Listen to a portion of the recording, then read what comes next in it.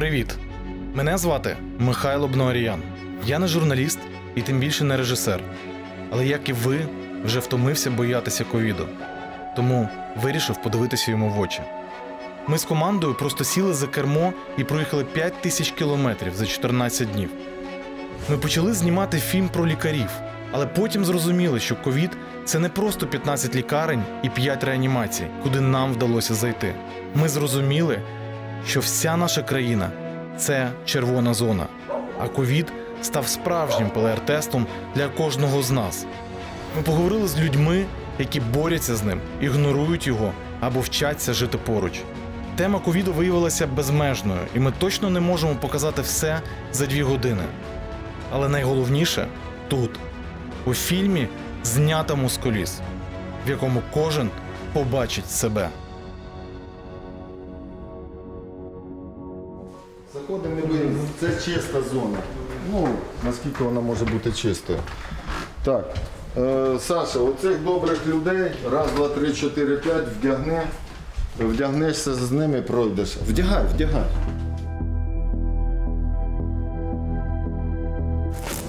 А может мне руки надо или нет? Пока нет. Нет? Одеваем ноги. Все верно. Молодые люди. Кто следующий? О, вот такой натянутый получается. Ну, мабуть, маленький розмір, ну ви великий. Кроме Эльки ничего нет. Хорошо. Якщо трісне, не зважайте. Так. Слушай, реально как космонавт. Не попадайте під пряме дихання хворих. Там є хворий з трахеостомою. Він на 3 метри може харканути. Ну все, готові. Вперед.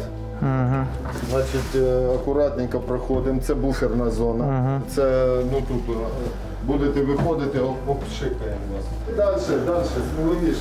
Відкривай двері, заходимо.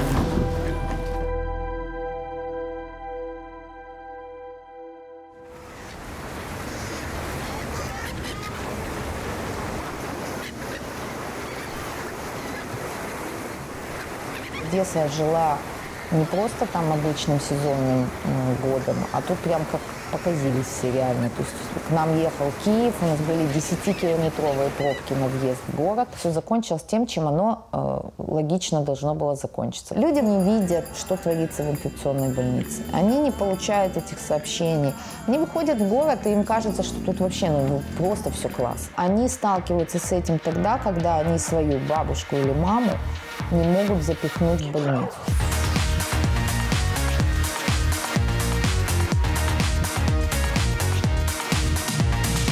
Когда мы умрем, где мы умрем, как мы умрем, полностью от нас не зависит. Но как мы проживем отрезок вот этот вот для жизни в страхе или в удовольствии, зависит только от нас. Український сюрреалізм. Тут реально драйв, сонце, море, куча емоцій, а там в 5 кілометрах звідси кожен день помирають люди. А ці люди без жодної маски, і навіть думки про те, що завтра може наступити їхня черга. Добрый вечер. Мы снимаем кино документальное про ковид, по всей стране ездим. Просто заехали в Одессу. Ну, тут такое уникальное место, куча людей. Вас не смущает, что вы там без масок? Мне кажется, что каждый второй переболеет, если не каждый первый. Просто кто-то позднее, кто-то раньше, у кого-то иммунитет, плюс возрастает. То есть надо ускориться. Молодежь в Одессе спокойно относится к этой теме, да? Да, и не молодежь тоже. Я не думаю, что только в Одессе. Берегите себя в любом случае, потому что мы посмотрели все и... Вот, видите? Кому-то поехали. Іван Черненко – наш герой. Він зараз в цій електричці, і він кожен день долає відстань 4 години для того, щоб дібратися на роботу і рятувати людей. Іван Черненко – лікар, який відверто говорить, що насправді відбувається в українських лікарнях. Ми побачили його дописи в Фейсбуці і поїхали знайомитися. Бо він молодий і сміливий. Нове покоління українських медиків. Скільки ти времени добираєшся на роботу? 3,5-4 часа. где-то так. Сначала на маршрутке, потом на электричке. Но это как бы мой сознательный выбор. То есть это не то, что меня кто-то заставил. Физически устаешь от этого, конечно, но пока что я считаю, что увольняться это было бы неправильно. Вот сейчас в вагоне большинство без масок. Почему? Я хочу сказать, что месяц назад в принципе ни одной маски можно было не видеть. Но, с другой стороны, находиться в этом вагоне летом в маске нереально. Я тоже летом в этом вагоне ездил без маски. Потому что здесь летом температура в вагоне могла достигать 35-36 градусов. Находиться при такой температуре в маске нереально. Шановні пасажири, у зв'язку з розповсюдженням коронавірусної інфекції дотримуйтесь масочного режиму. Локдаун, когда все остановилось. Я жил в больнице. В смысле в больнице? Ну, прямо в больнице. Я знал, что если я уеду, то мне на чем будет приехать. Медицина как наука и, в принципе, как профессия, да, это круто. От этого я получаю удовольствие. Но я не всегда получаю удовольствие от тех условий, в которых приходится работать. А сколько еще волонтерских организаций, таких как твоя, работает в области? По ковиду? Нисколько. Вначале вот все прям. Все, а сейчас мы остались одни. Рассчитывать тоже, что волонтеры подменят государство, исключено. как было это в 2014 году, невозможно. Исключено. Не те, во-первых, не те объемы. Это даже не сравнится с войной. Это вся страна в этом. Мы не можем заменить государство. Ну вот у нас 350 тысяч, по-моему, пенсионеров в городе. Ну как? Телефон. Да, Юль. Бабушка только что разговаривала, она, в общем, не может есть, она попросит медсестру, чтобы ей, может, какую-то глюкозу через капельницу дала. Глюкозу она получает. Получает, да? Конечно. Все, слава богу. Юлечка, Юля, там умерло сегодня 3 человека. Пожалуйста, вы объясните бабушке, что не могут там над ней просто трястись все. Там плохо с врачами, я же вам все объяснила. Она просто пожилой человек, и ей страшно. Вот. Все, что ей нужно, да, она получает, не переживайте. Ну все, главное, что она получает. Получает. Она говорит, что не может прям есть, она прям хочет, да, поесть, но да. не может. Она просто. все получает от голода, она там точно не умрет, не переживайте. Я вам не скажу за всю Одессу, маму, вся Одесса очень велика. День и ночь гуляла вся Пересып на веселой свадьбе моряка. Игорь, ты фактически душа Одессы. Скажи мне, пожалуйста, вот мы вообще практически не видим людей в масках. Вот что это? Почему так происходит? Это точно беспечно. Море по колено. Море по колено, да. Слышали про одесского доктора, который умер? Нет.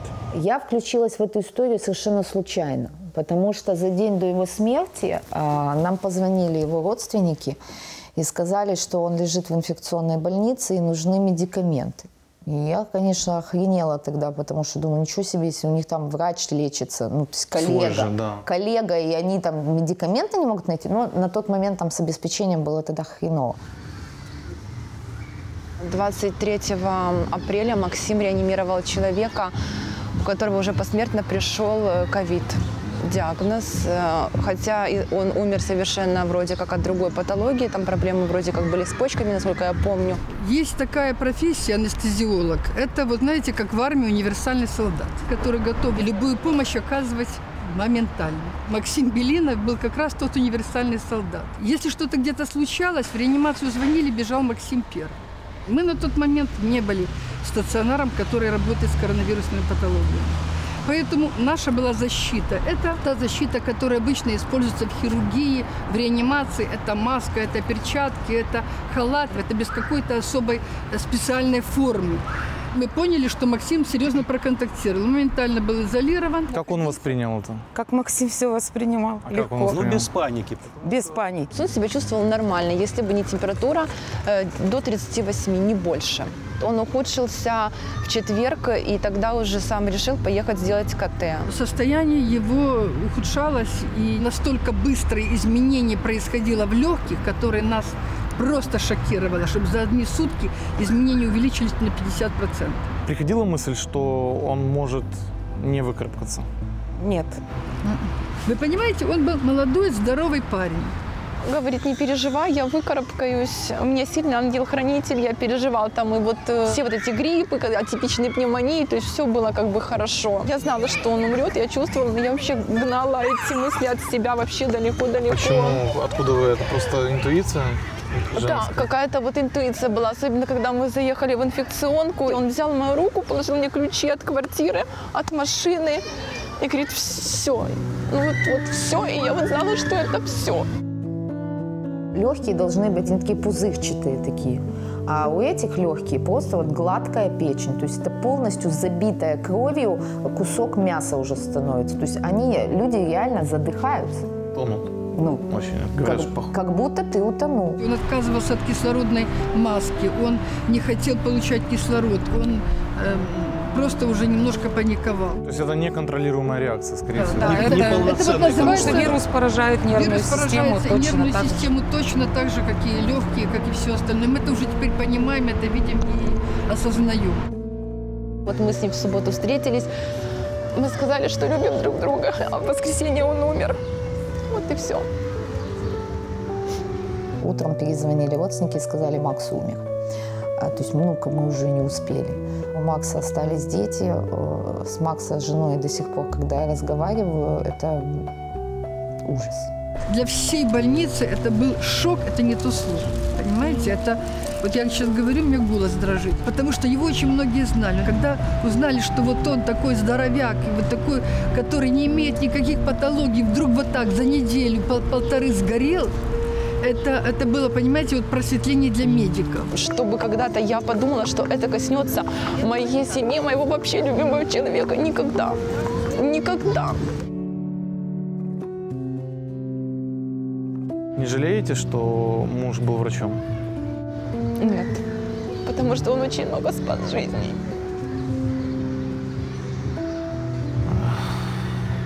Работаешь все-таки на передовой в реанимации, и есть большой риск инфицироваться. Я уверен, что если я вдруг заболею, вероятнее всего на мое лечение будут собирать мои родные, близкие и коллеги, но не государство. При том, что я считаю врачей, в принципе, богами на земле, там сук достаточно.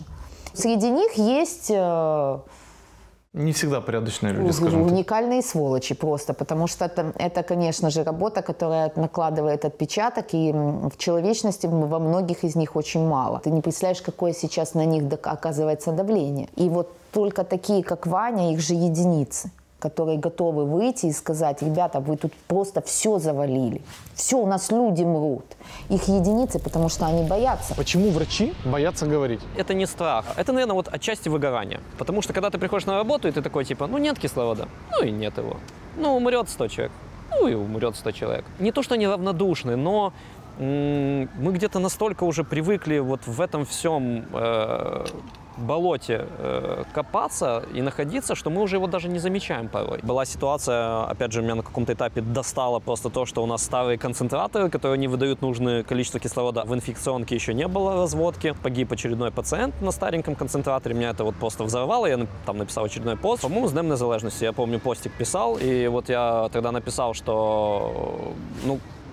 Вот о какой независимости может говорить речь? О какой самостоятельности, если за 29 лет мы не смогли своих граждан обеспечить минимальным, обеспечить хотя бы кислородом? И я помню, что буквально я это написал, там описал эту ситуацию, и там через пару дней корпорация нам прислала 2 концентратора. Наши реалии. Да. Скорая поехала. Да.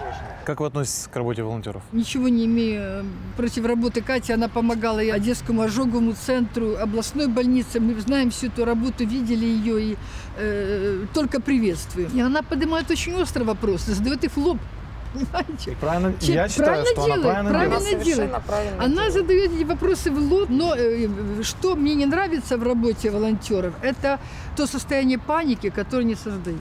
Каждый раз пишу, я очень хочу ошибиться, я хочу потом, чтобы меня закидали тапками, сказали, вот ты дура, паникер, все не так и все отлично. Но за эти полгода я пока ни разу не ошиблась. Я знала, что будут проблемы с кислородом, я знала, что будут проблемы с медикаментами. Ты ожидаешь, что Одесса может стать вторым Бергамом? Я реально в ужасе от того, что мы можем тоже стать этим именем нарицательным. Сегодня нельзя народ с медиками сталкивать, понимаете? Люди же не видят вот настоящую работу тех докторов, тех медиков, которые сегодня вот там. У меня сегодня в 4 утра поступил больной, который лечился в инфекционной больнице, пролечился от коронавируса, и сегодня у него произошло такое состояние, как разорвалось легкое, по-простому говоря, понимаете? Вот у меня с 4 утра были поиски специалиста, который приедет и сегодня окажет помощь. То есть никто же не видит этой работы, понимаете? Эту работу надо показывать, эту работу надо освещать.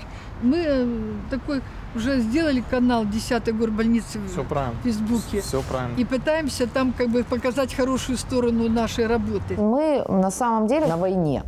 И на войне есть бойцы, которые идут впереди, а есть медсестры, которые ползут сзади и перебинтовывают больных. Я помогаю тем, которым нужна помощь сейчас, которые не дождутся изменений, потому что это вопрос жизни и смерти. Военное время сейчас. Такого, как сейчас? Нет, такого не было. То есть реально война. Не было, да. И пока нету просветления.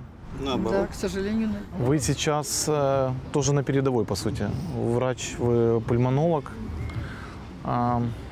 Как это поменяло вас сейчас? Никак. Все как было, так и есть. То есть защита и помощь пациентам. Я не могу сказать, что что-то изменилось, что я хочу уйти с медицины, все, это конец, я не хочу. У нас такая профессия, к сожалению, это может коснуться каждого. Блин, я забыла про тебя, заяц, пожалуйста. Я сейчас, бери ракетку, сейчас за тобой приедут. А, господи, я забыла, что я его отменила. Прости, пожалуйста. Твоя мать сумасшедшая. Пока. Прекрасно. Я забыла, что я отменила теннис, потом вспомнила, что я его не отменила. Там что за картина? Ну, типа супермены. Врачи – это обычные люди. Я бы хотел, чтобы общество относилось к врачам не как к героям, а как к профессионалам. Потому что герой, он и за корку хлеба пойдет спасать, да, там, в горячую избу, войду даже за бесплатно. А профессионалу надо платить. В этом плане вот эта риторика нашей власти о том, что там врачи, как весной, врачи-герои, давайте их поддерживать, давайте их там... Дякую. Ну, хочется сказать, знаете, куда собиться дякую? И какую-то классную песню на пасашок. Шаланды полные кефали в Одессу Костя приводил, и все бендюжники вставали, когда в пивную я входил без маски. Синеет море за бульваром, каштан над городом цветет. Наш Константин берет гитару и тихим голосом поет. Я вам не скажу за всю Одессу, маму, вся Одесса очень велика. День и ночь гуляла вся Пересы на веселой свадьбе моряка.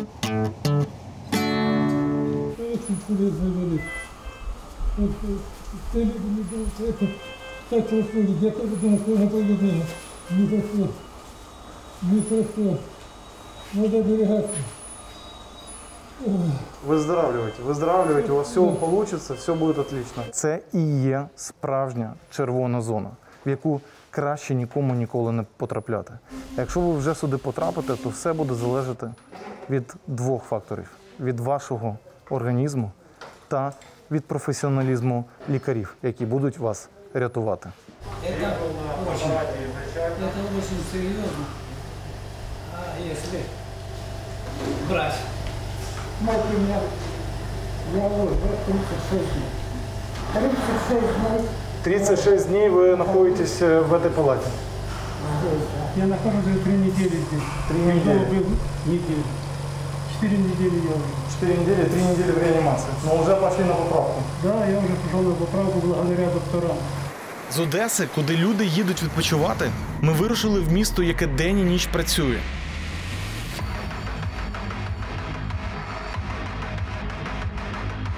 Там високі температури, погане повітря і величезний басейн з залізної руди. Це Кривбас. Ми у гігантському кар'єрі. Навколо десятки і десятки великих промислових заводів. Місто Кривий Ріг – це справжній сплав поту, сталі та пилу. А ще це місто сильних людей, великих проблем з медициною і сотень зневірених медиків.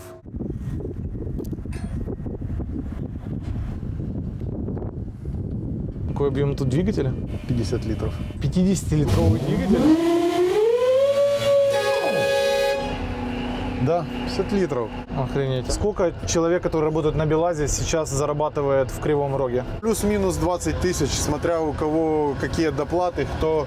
Ну, вот я бригадир, ну, у кого-то есть надбавка за классность еще. 20 тысяч это там 20 дней рабочих или это сколько? Это, грубо говоря, 15 рабочих смен. А сколько смена длится? 12 часов. Коронавирус есть? Есть. Ты веришь в него? Ну, скажем так, изначально я не верил, да. Но судя из последних там новостей, скажем так, то ну, мне кажется, что все-таки есть он. Правда это, неправда. Ну, мне кажется, надо беречься все равно. Друг с другом общаетесь без масок?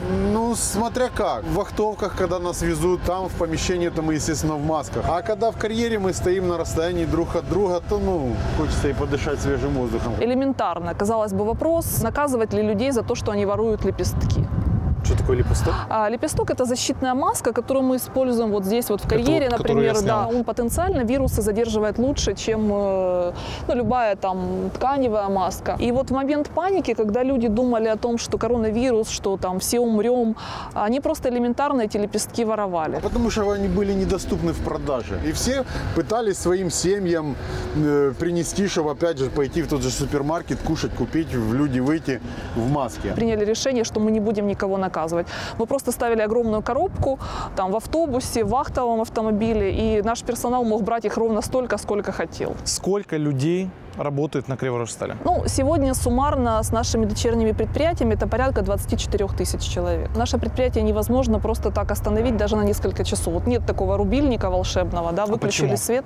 Это предприятие непрерывного цикла. Горячий металл, да, если вот его оставить там в ковше, оставить его в машине, оставить его на прокатном стане, он просто вот застынет, оборудование придет в негодность. Газы, которые мы используем в трубопроводах, если меняется давление, ну, это опасность даже взрыва. То есть это практически экологическая катастрофа для целого города. Сколько сотрудников Криворожстали заболело? На сегодняшний день цифры на самом деле очень небольшие. Это чуть больше 30 человек. Мы также ввели понятие «простое за пределами предприятия». То есть мы отправляли людей домой, они не работали вообще, они не приходили на работу, но при этом мы сохранили им минимальный уровень заработной платы по закону, 2/3. Круто было ощущать, что ты защищен, когда был локдаун, и всех поувольняли, особенно в сфере обслуживания, а вот большие предприятия... Да, в этом плане у меня, ну, довольно-таки гордость такая была, да, что я тут работаю, скажем так. У меня тут отец работал. Ну, и я потом как-никак за отцом пришел. У меня и сын работает тут, в 3-м карьере сейчас, правда, он то же самое на БелАЗе. Ты живешь в Кривом Роге? Конечно. Слушай, а скорые в Кривом Роге, они же в очень плохом состоянии. Кто сказал? Ну, вот мы вчера были на 3 подстанциях, как-то все очень плачевненько, или нет? Ну, слава богу, я их давно не вызывал.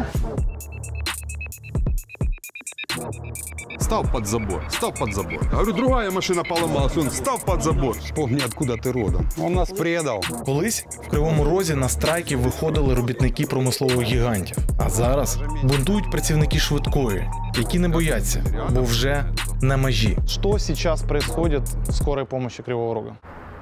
Беспредел. Дурдом. Мы первые вступаем в контакт, а у нас есть еще пожилые родители, у нас есть внуки, у нас дети, семьи, поэтому мы очень боимся притаскать это домой. Нам выдают на сутки вот такую масочку. 2 штуки. 2 штучки.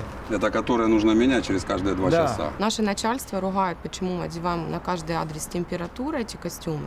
Мы же не знаем, куда мы едем, есть там ковид положительный или нет. То есть и зачем вы его одевали? Вы что, подтвержденные везли? Костюм после ковида не должен обрабатываться, должны уничтожать. Это одноразовые костюмы. У нас на 5 минутках в актовом зале они сушатся прекрасно. Мы сидим, а они за нами сушатся. Сюди ми їхали побачити цвинтар швидких. Так це місце називають у народі. Але тут нас вразила сама підстанція швидкої допомоги. Ребят, ідемо, ребят. Яка просто застрягла у 86-му році. Немножко генеральная уборочка. Ничего, зато чисто будет. Но центр приема звонков в другом месте, да? Вы да, просто... 103 не здесь. Это откуда со 103 они передают сюда на диспетчера. Вы сейчас видите, что пошел бы гораздо больше наплыв по ковиду? Конечно, конечно, много. Ремонт когда последний раз тут был? Ремонт здесь был, конечно, При советском когда времени? она построилась. Я вот пришел когда сюда в было? 86 году. То есть вы тут проработали всю жизнь, да? Ну, заведующим не, на вызовах был. То есть конечно. сколько лет отъездили? Ну, с 86-го года, это я с 15-го года я на заведовании. Ну, я подработки беру, конечно, езжу. Да? То есть до сих пор? На полставки, да, да. Медперсонал сколько получает? Ну, за месяц до 6 тысяч. До 6 тысяч. Санитары 4200. Ну, это галимые деньги. Ну, Даже меньше минималки. Как можно на такие деньги прожить, я не знаю. У меня 4 детей. Зарплата у меня на скорой помощи водителям 5500. Как вы думаете, реально прожить на эту зарплату или нет? Что по доплатам сейчас? Никаких. Никаких да? доплаты нету. Это вообще несправедливо. Мы можем выехать просто на давление полечить, а вдруг Ну, как, там... как ну, наши выезжали. Да. Нет. А вдруг Выехали, у него забрали COVID, и все. ЭПИ. Отвезли на ПНД. А там подтвердился Через ковид. 2 дня. А в карточке написано ЭПИ. ЭПИ это что? Эпилепсия.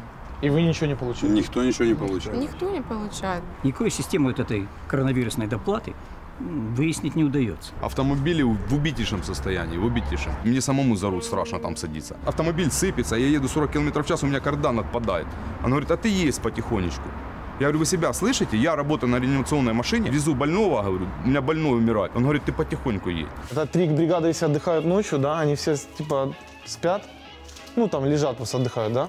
Ну, пролет. Не, а почему столько много комнат? Ну, 86-й год, я же говорю, это строилось, было стандартное здание. Сколько человек за это время ушло отсюда? За последние полгода очень много. Ну сколько? Вся Много? молодежь ушла. Что за история случилась с твоей супругой? Она что же была медиком и работала много лет на этой подстанции вместе с тобой? Только на скорой помощи 24 года проработала именно на этой подстанции. А где вы познакомились? Здесь. Ага, то есть такой служебный роман, переросший Ну да, в... просто я работал тут раньше нее. Ну, это все, конечно, не за один день, ну, в конце концов, вот так вот получилось в жизни. Она ушла отсюда в этом году. Почему? Ну, когда, извините, после каждой смены надо тратить ползарплаты на лекарства, на массажистов и на все остальное, потому что, как я уже говорил, таскаем и тяжелых больных, и алкашей, и лифты не работают. Это уже было при ковиде? Да, это 3 месяца назад было. Работала еще и во время карантина. Сейчас где она работает? Здравствуйте. Слушайте, как вам работает после скорой помощи? Привыкаю. А вам не... Вы же понимаете, что это опасно реально для здоровья? Нет. И что? Что оставалось делать? Это шпары, да? Они же как бы... А куда-то пойти в больницу? Хватит. Да? Надо. А они все равно ностальгии нету, нет? Ностальгии. Есть, конечно. 23 года почти, конечно. Не выдержали, да? Тортур нет. А были тортуры? Ну, конечно. Просто так бы люди не уходили, если было все хорошо. А когда вы ушли? 3 месяца назад. Внутренняя тоска? Хочется к своим пациентам, да? Просто в чем парадокс, что сейчас в стране действительно не хватает врачей. Любых, и медработников. С таким отношением к нашей медицине их не будет тогда хватать. Сами вы знаете. Хорошо. Спасибо, мы еще с вами увидимся. Так. До свидания. Да. Приклад Марини – це вирок системі. Бо такі, як вона, люблять медицину та мають безцінний досвід, але змушені звільнятися та заправляти чужі машини. І це тоді, коли лікарням катастрофічно не вистачає рук. Нет желания все бросить и убежать? Иногда появляется. Нет возможности. Город убит. Работы нет, зарплаты нет. В индустриальном центре нет зарплаты. Вы тут тоже всю жизнь, да? 33 года. Немного. Я пришел сюда сознательно, и в этом был смысл. Сейчас смысл есть у вас? Нет, ни малейшего. Просто что? Просто крутите. По инерции. Да, по инерции. У меня отец здесь работал, я хотел здесь с детства работать. Здесь устроиться невозможно было на работу. Скорая была другая. Вы бы хотели, чтобы ваши дети работали в скорой помощи? Нет. В такой нет. Нет. Два мира существует. Мир выездного персонала, на котором все. Эпидемия, грязь, поломки машин, больные неадекватные, социальная незащищенность, права незащищенность. Все на выездном персонале. И мир организаторов здравоохранения. Вот там все хорошо. Но машины хотелось бы новые получить? Ну, возишь где-то там 12 машин, что-то Днепр купил, вроде нам дает. Ну непонятно когда, да? Мы, честно говоря, думали к выборам подсуетятся. Может, еще подсуетятся, подождите, еще не вечер. Надежда есть. Я працюю вже тут з 85-го року. Це найтяжча хвороба, яку ви зустрічали? Найтяжче. У нас летальність в межах 30 до 40%.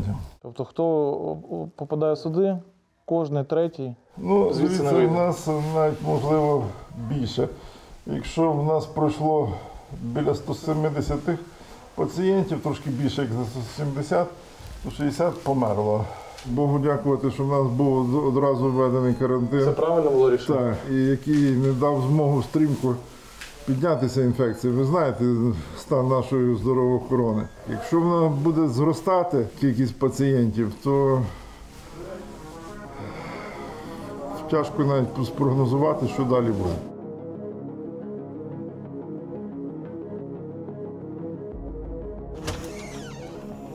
Здравствуйте, девочки. Здравствуйте. Талон 258 97 /23. Без сознания женщина 89 лет. А Краматорськ, да? Контактная по COVID. Это Краматорск. Після Кривого Рогу ми відправилися на схід. Це прифронтове місто, яке 6 років тому було окуповано. Зараз Краматорськ – це вільне українське місто і новий адміністративний центр Донецької області. І сьогодні тут два фронти і дві передові. Одна за 90 кілометрів звідси, а інша безпосередньо тут. Передова боротьби з ковідом. В Краматорську нам вдалося провести день з бригадами швидкої допомоги та побачити їхню роботу зсередини. Трудно дышать на данном этапе. Контакта не было, прямого контакта нет. Она сейчас задыхается или нет? Все-таки. 11-я бригада выезжает. Подмогильный. Евченко, Данилин. Бригада одевается. Подозрение на COVID-19.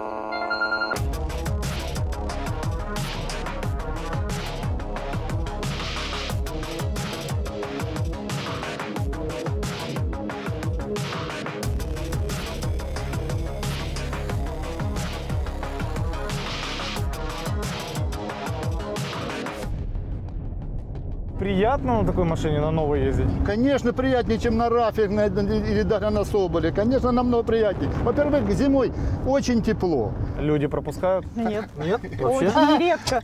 Кто-то один покажет, что езжайте, и то мы говорим ему вот так, спасибо, дорогой. Скорая, не скорая, Тут даже спецмашина. включаешь Маячки. Маячки, так они и то с таким недовольством уходят в сторону. Что, пошли? Да. Дальше.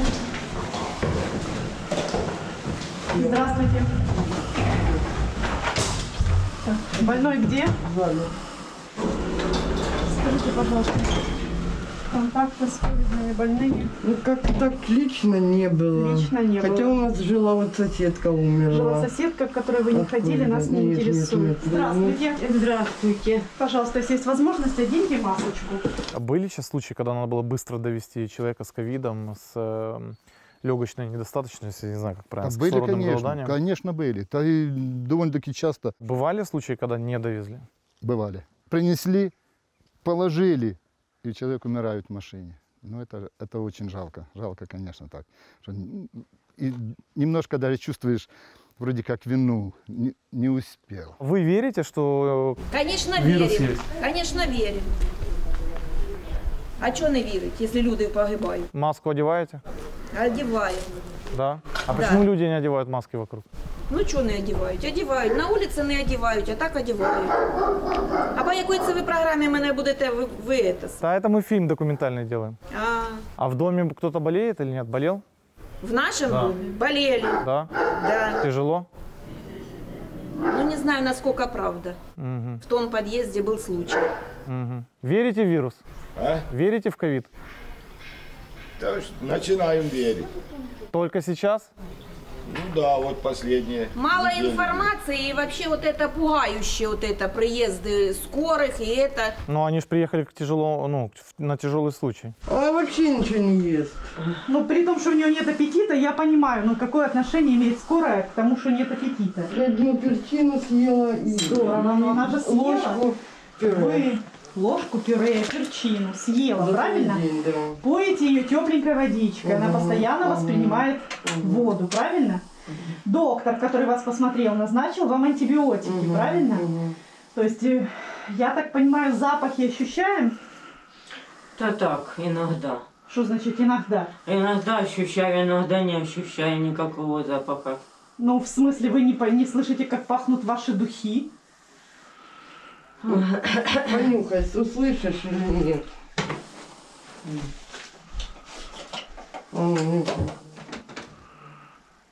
А что вы через маску? Конечно, не услышите, вы не услышите без маски.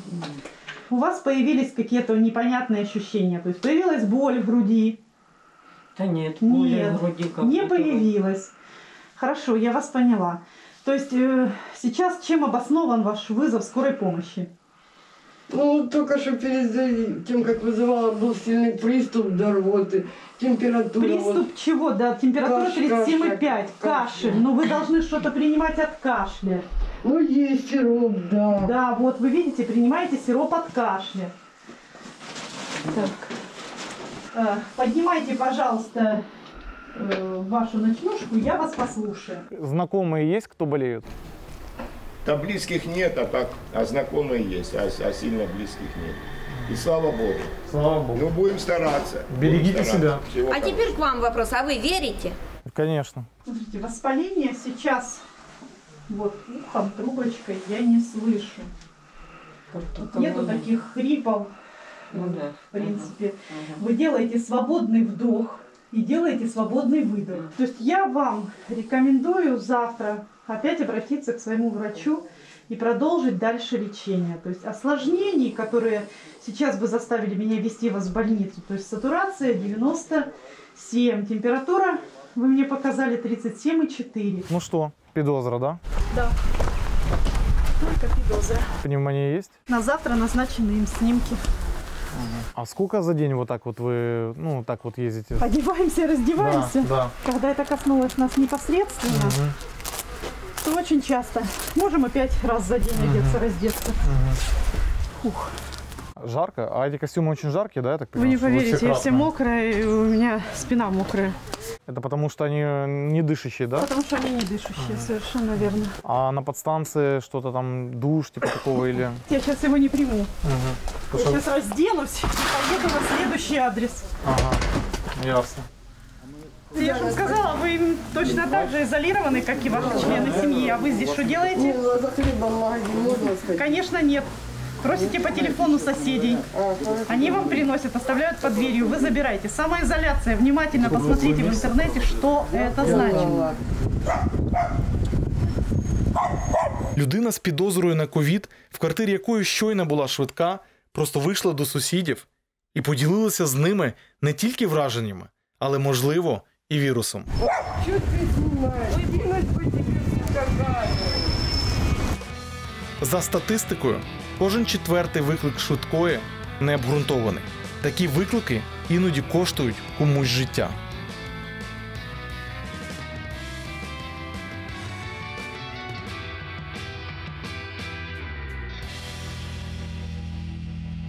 Девушка, дети вас ждут.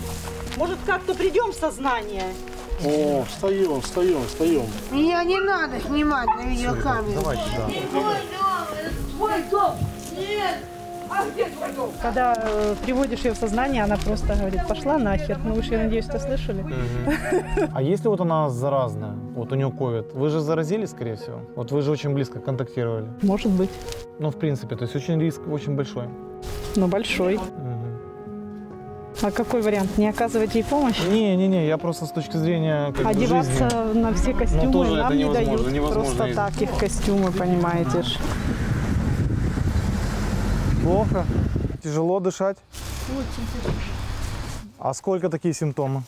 Уже 10-й день. 10-й день? Да. А как лечили? Семейный доктор выписывал.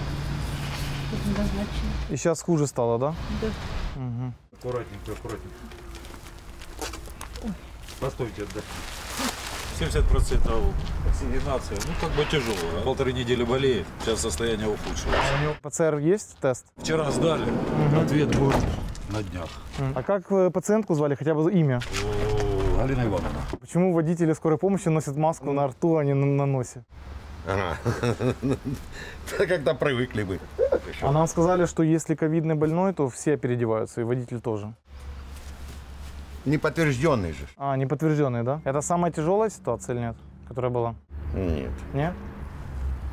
ДТП самое тяжелое. Морально? Да. А в ДТП ты приезжаешь, вот оно, все перед глазами у тебя. Не приходится самому мыть? Нет. У нас же есть специальный человек. А чем вы брызгаете? Септоналем. Да. А вообще вирус, он падает на пол, да, в принципе, или как? Ну, вообще он оседает. Оседає, да? Да. У Краматорську ми зустрілися з Олександром Власенком. У 2019-му його визнали кращим лікарем року. Він очолює центр, де працюють сотні сімейних лікарів. Олександр намагається бути сучасним і постійно адаптується під реалії. Сьогодні до сімейних лікарів у людей маса питань, тому ми тут.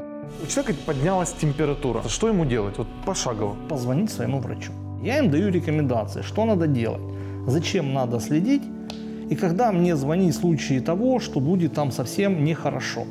Совсем нехорошо – это что? Когда у тебя появляется одышка, частота дыхания там больше 25, начинает падать сатурация, появляется боль, появляются какие-то изменения. То есть тогда мы говорим о том, что пациента надо смотреть, и мы их смотрим, и мы их слушаем. Но опять же, не у всех пациентов, которых мы слушаем, вот я по своим пациентам, я что-то выслушиваю. Хотя я не могу сказать, что я плохо слышу пациентов, да, с помощью фонендоскопа. Делаем КТ, там есть изменения. Вот что делать человек, который не дозвонился своему врачу, и у которого паника, и у которого есть температура, и есть какие-то признаки ОРВИ, которые, возможно, это и есть ковид? У него есть вариант дозвониться в регистратуру.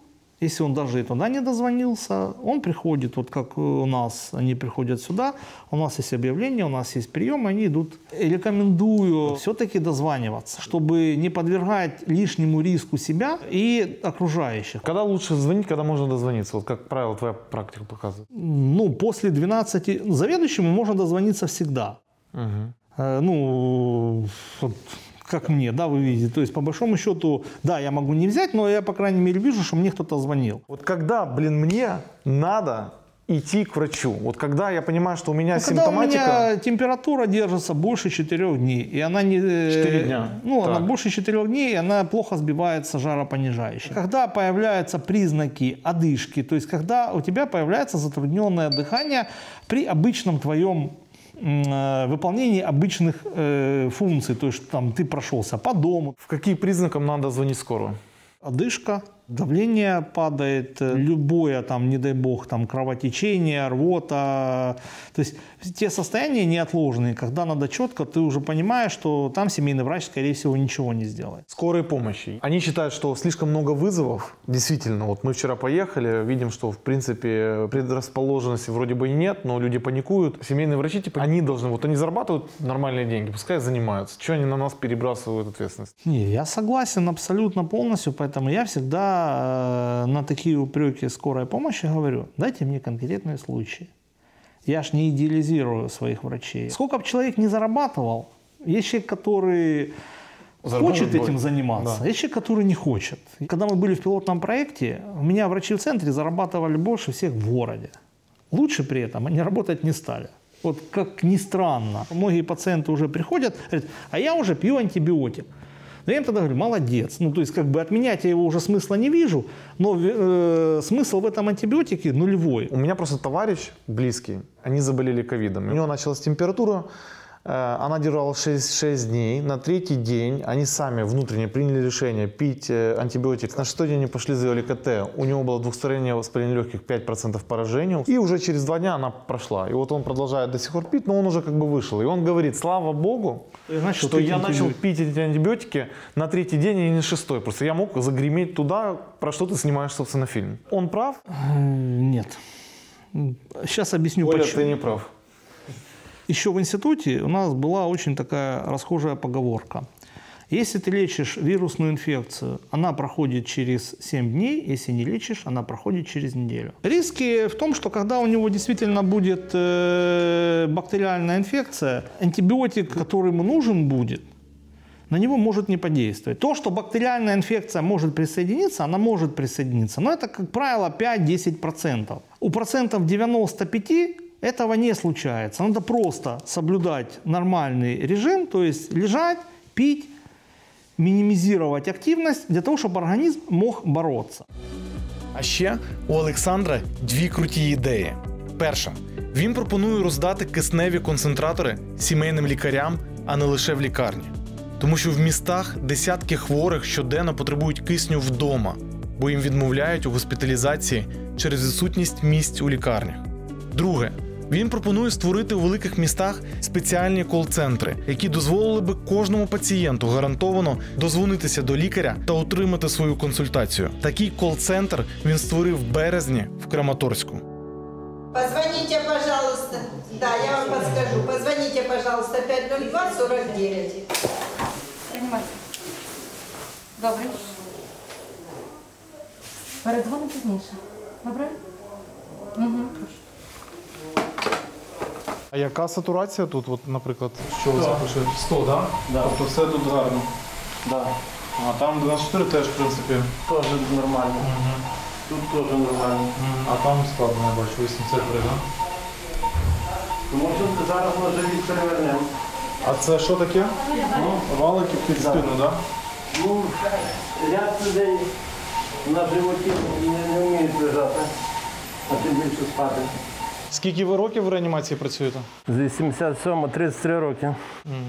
Це найскладніша ситуація? Оця, що зараз є? Да. Да. Це третя реанімація, яку ми відвідали в Україні.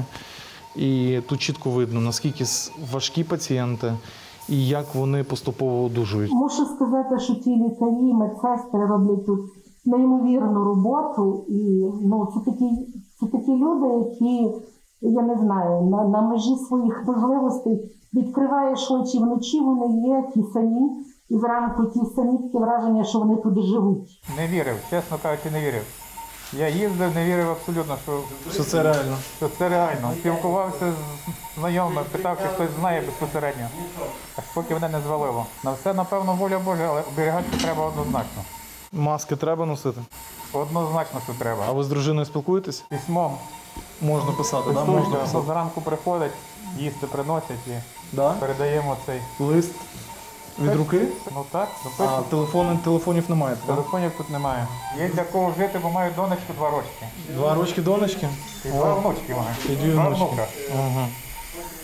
Ну давайте, є за кого боротися. Однозначно. Є за кого боротися. О, это наш заведующий реанимации. Он после суток, поэтому уже Да, добрый переоделся. день. Вот он получает больше главврача, нормально? Покажите мне вот эту дикую ситуацию, где врач получает больше главврача. Нічого житлого немає. Анестезіологи, офіційні мільйонери повинні бути. А ви завідуючий реанімацією? Ну, чесно кажучи, у мене було таке дуже сильне бажання скаканути через паркан. Я навіть говорив, що з'являється перший хворий, я тікаю через паркан і тільки... Мы вас не пустим. І тільки ви мене й бачили. Если мы берем 100% людей, которые в реанимации, сколько из них с сопутствующими заболеваниями? Практически с ожирением 90% идет. Ну, це жах, звичайно. Люди, надмірна вага, вона конкретно вбиває і не дає вижити. Живіт великий, покласти в пронпозицію – це ціле діло. От, виходить так, що замість того, щоб йому легше, оцей живіт тисне на діафрагму і ще погіршує цього. З надмірною вагою от вони ходять, це є от харч для ковіду. Це потенційні трупи ходять. Є ще такий феномен лагідної гіпоксії. Вже йде руйнівна дія гіпоксії, тіло руйнується, а людина не відчуває, от мізками вони не відчувають. Мені добре, мені комфортно, що ви від мене хочете. А в 5-м отделении случай, когда медсестра подходит колоть, та срывает маску, начинает плевать в эту медсестру. Та держит иглу в вене, не может выйти. Вот я заболела, и ты заболей, там что-то начинает, эта девчонка бедная стоит, это вот. Ну, я услышала крики, забежала. И потом эта женщина абсолютно адекватная, она выписалась, ой, что ж я творила там. Ми приїхали в Миколаїв, бо він останнім в Україні увійшов в ковідну історію. Лікарі казали, що ковід є, а лабораторії заперечували. Але все виявилося набагато цікавіше. Объясняю по-народному, что среди всех территорий Украины все равно какая-то территория должна была быть та, которая будет последней. Это простая арифметика. К июню месяцу, к июлю даже, у нас официально было зарегистрированных людей, прибывших из-за границы на территории Николаевской области, чуть больше 4000. В то же время в ту же Житомирскую, Львовскую область 4000 приезжало за один день из-за границы. То есть на это, наверное, повлияли иммиграционные процессы. Ми всім проводили розтини, і вони аналогічні тій картині, яку ми бачимо те, зараз. которые выжили, мы сейчас им набираем, прошло полгода, у них иммуноглобулин G. В отношении того, что его не было, я готов поклясться как доктор и сказать, что мы делали максимально все, чтобы выявить его и не выглядеть белой вороной. То есть это были ковидные, я не могла доказать, что это ковид. Сколько таких людей было? Ну, около 30 точно. Мы одевали многоразовые костюмы. Мы защищались, я заставляла одевать всех, и как бы... Когда некоторые заявляли, что вот мы скрываем якобы, мы даже знаем, кто эти некоторые. Лечебники, которые занимались инфекционной патологией, в частности ковидом, мы о нем сейчас говорим, хотели, чтобы быстрее в области была объявлена чрезвычайная ситуация, которая позволила бы платить надбавки своим сотрудникам. А ситуация сложилась так, что во времени совпало выявление первых 2 случаев ковида и прилета Виктора Кирилловича. Вот мы вплоть до приезда Ляшка у нас их типа не было. То именно в этот день выявили первые 2 позитивных ПЦР.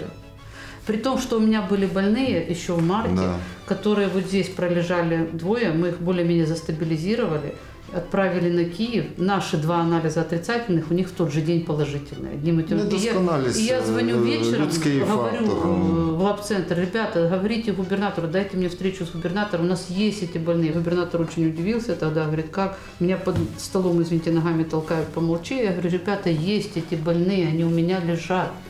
Мы их боксы, мы работаем с ними как с ковидом, они есть. Да как такое может быть? Я говорю, да есть. И сколько суток нужно ждать тестов в вашей лаборатории? Точно сколько часов и суток. Резкий рост заболевших в городе Николаеве привел к тому, что есть загрузка. На сегодняшний день, честно говоря, люди могут получить ответ на 4-е, 5-е сутки. Но вот люди сегодня перед вами буквально зашло 2 женщины, вообще там семейный врач не хочет принимать, тест сдали 1,5 недели назад, ей хуже, одышка, мы не знаем, что делать, а семейный врач говорит, пока тест не будет, не приходите ко мне. И лично я на сегодняшний день, как эпидемиолог, расценивал бы каждую пневмонию как ковид, не тратил бы деньги на проведение лабораторных исследований методом ПЦР, и учитывая, что если это пневмония, рассматривал как ковид, потому что специфического лечения на сегодня нет.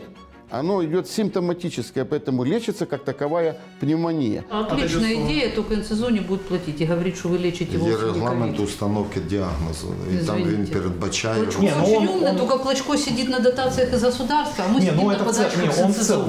Нет, так он в целом, извините, мне людям зарплаты платить. Он очень классный стратег, такие мысли кидать. Миколаїв нас вразив ще однією історією. Як бізнес підключається тоді, коли держава не спроможна виконати свої функції. Так було у 2014 році, коли волонтери одягали армію. Так сталося і зараз, коли бізнес купує маски, костюми і ремонтує лікарні. А як ви в цю історію ввійшли? Всі ми дивилися, як складається ситуація в світі, і рано чи пізно я розумів, що це дійде до України теж. Я почав консультуватися з місцевою медичною елітою. Вони були впевнені психологічно, що вони все зроблять і що вони справляться з ковідом. Коли я поїхав, подивився, то дійсно там страшне було. Я головного лікаря питаю, тут хтось взагалі був? Вона говорить, нікого не було. Це був жах, і це було саме гірше в Миколаєві, що можна було мати на той час. Це лікарня застила в 50-х роках ще. Я будую підприємство за 3 місяці, а що я не організую проведення кислороду там в лікарні, я зайнявся ними. Ми з Греції привезли все це устаткування, навіть у період коронавірусу. І ми за місяць практично оснастили там 66 точок кисню. Плити стоять 56-го року, пристосовані були під дрова. Представляєте, 60-х років вони це примітивщина стоїть. Я повністю зробив реконструкцію камбуза, 100 людей в лікарні, значить ми купили 300 чашок, купили 300 тарілок, 300 вилок, 300 ложок, великих, маленьких, 300 комплектів, я купив білизни, 300 комплектів одіял, 300 комплектів подушок, 300 комплектів наволочок, 300 комплектів полотенець, під ключ. Ми практично на той час саму гіршу лікарню в нашій області ми зробили найкращою лікарнею. Місяць часу? Місяць часу. Скільки ви витратили під час епідемії ковіду на всі ці заходи, на устаткування, на більше 70 мільйонів гривень. Ну все-таки я живу тут, і діти живуть тут, внуки живуть тут. І я ходжу пішком по місту, і з людьми вітаюся, люди вітаються. Я не планую нікуди поїхати там за кордон і жити там.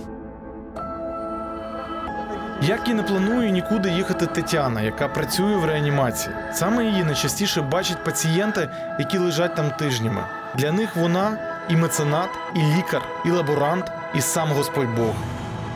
Вы работаете там в красной зоне, правильно понимаю? Да, я с первого дня работаю в красной зоне. А сколько, если не секрет, медсестра зарабатывает? Ну, до ковида. 4,5, но это и то, если много дежурств. 5.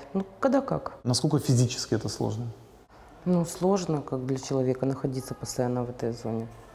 Постоянно. Больные постоянно требуют ухода. Каждому нужен подход, подойти, покормить, обслужить, помыть и все остальное. Больные не ходячие. Им нужен круглосуточный уход. Вам нравится ваша работа? Да. Да? Кайфуете? Да. А что самое больше драйвит? Мне нравится, когда больные выздоравливают, когда это все на улучшение идет, когда ты видишь, куда ты вложил свою силу.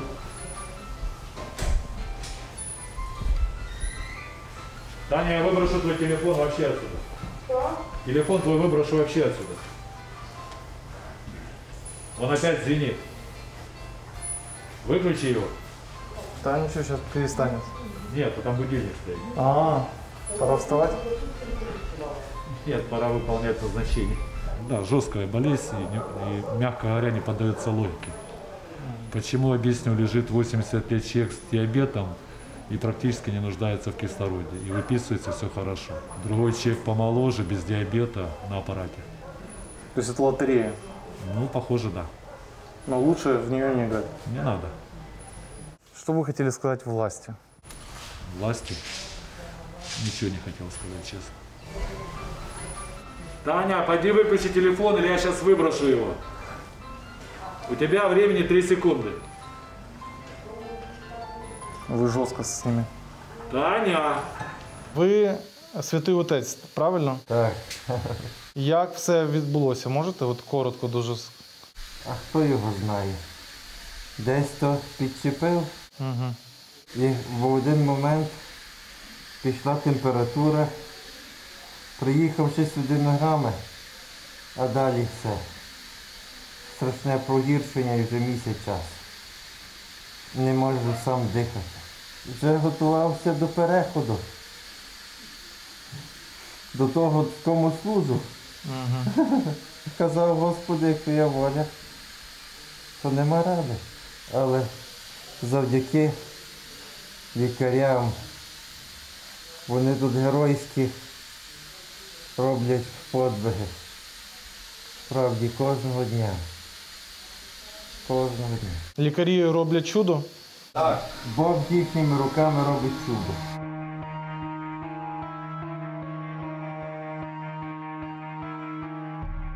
Ви вірите в Бога?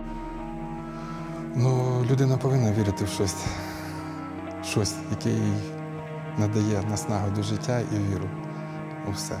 Як ховають померлих від ковіду зараз? Взагалі це був ажіотаж з похованням хворих, який триває до сих пір. А в чому проблема? А в чому проблема? В тому, що священнослужителі не хочуть відспівувати їх, не хочуть ховати на цвинтарях. На цвинтарях якийсь ажіотаж з виділенням місць. Це безпечно? Так, це безпечно, абсолютно безпечно. Тіло після розтину, воно абсолютно безпечне вже є. Воно дезінфіковане, його можна відкривати, можна доступ вільний до тіла, крім того, щоб його торкатися.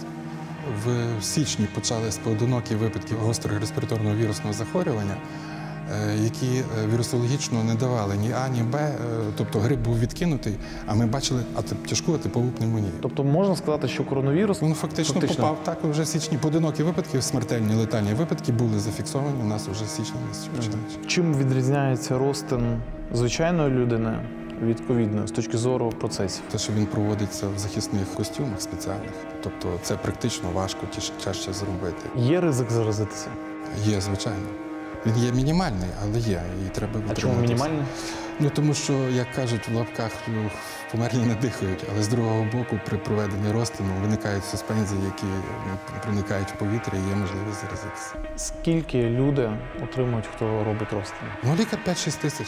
Доплати є за ковід? Доплату ми отримали тільки за квітень і частково за травень. Все. Страховка? Ну, страховка кажуть, що ми застраховані, але не знаю, ми ще з тим не стикалися. Скільки в день ви розтинів робите? Я сьогодні зроблю їх 3.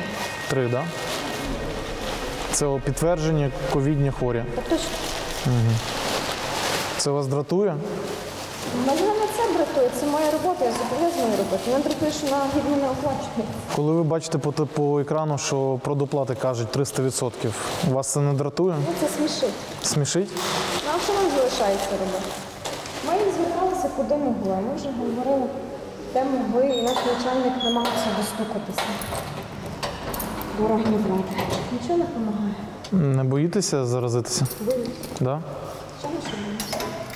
От в цьому місяці стільки ковідних... Це за вересень. За вересень оці зелені, сині – це є підтвердження. Підтвердження. Тобто фактично половина. Це не половина. Оце є серпень. Оце вже практично закінчений 2-3 відпадки, ще не закінчені.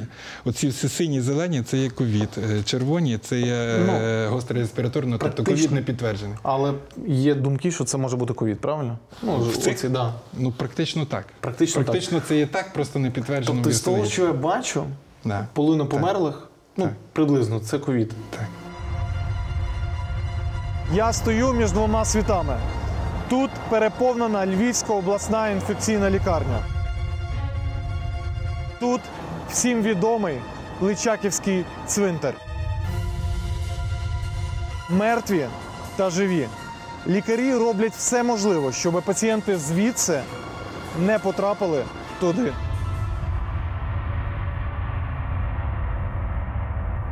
Чому ПЛР-тест не завжди показує, що це ковід? Чому це відбувається?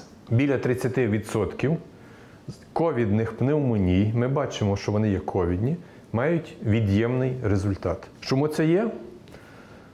Тому що пацієнти лікуються амбулаторно вдома, так як сусід сказав, чи так як сусід лікувався. Приймають антибіотики, воно стирає картину. В нижніх дихальних шляхах, у легенях це є сам вірус. В верхніх дихальних шляхах, звідки береться мазок, там його може вже не бути. Або бути в такій кількості, що ПЛР-діагностика його не бачить. До чого призводить використання антибіотику на самому початковому етапі, навіть коли він не показаний для цього? Призводить якраз до ускладнень, призводить до важких пневмоній, призводить до того, що ми мусимо застосовувати надзвичайно дороговартісні антибіотики вже для тих пацієнтів і, звичайно, інтенсивне лікування, яке надзвичайно дороговартісне і надзвичайно тривале. Ваша команда зараз і команда в квітні по знанням, як лікувати ковід, що робити? Це великі різниці чи ні? Як в Одесі кажуть, дві великі різниці, однозначно. Тому що в квітні місяці мало хто знав, як лікувати ковід. А зараз ми знаємо, як його лікувати на власному досвіді. Якщо б не було локдаун тоді, не зупинилося, це була б трагедія для країни? Це була б трагедія, так. Це була б трагедія, звичайно. Це було правильне рішення? Це було, на мій погляд, це було правильне рішення, Тому що якщо б отаке, що ми зараз маємо, було в квітні місяці чи в травні, ну це би не 100 пацієнтів померло, це би помирали, при тому, що тоді були легші випадки. Ви з 6-го року, тобто ви 14 років тут? 14 років я тут. Це найскладніша ситуація зараз?